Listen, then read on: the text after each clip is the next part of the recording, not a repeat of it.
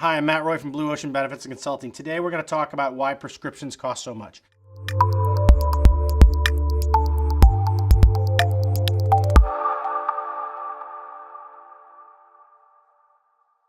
Now, I'm not a prescription expert, so this is not an inclusive conversation. But as a health insurance expert for the last 25 years, I can tell you something. First of all, everything you see on TV is expensive. There's a pull through on that. So there's advertising going on that's directing you to the most expensive prescriptions because pharmaceutical companies are in it to make money. That's fair. Also, doctors are not trained these days by a third party who's concerned about efficacy and cost. They are trained by pharmaceutical reps. So a pharmaceutical rep comes in, doctor's really busy, says, I got 20 minutes. Pharmaceutical rep sits down, says, this is our new drug. This is what we're doing. This is what it works on. Here are the studies. You can read them. Doctor reads them, says, you know what? This is a good drug. I know that. I don't know about the other three drugs because no one's explained them to me. That drug, it's probably the most expensive drug if they went to all that trouble, right? So I'm not being cynical. I'm just saying that's the way business is.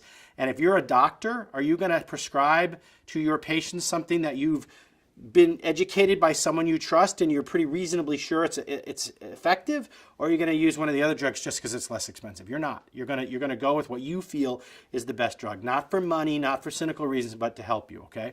The third reason is we like to beat on pharmaceutical companies, and they are not, I'm not defending them, and I say that a lot of my videos, I'm not here to defend them, but you know, it takes a lot of money to do some R&D. It takes a lot of money to risk. They do a lot of research to make these drugs. And so they do that research to make money.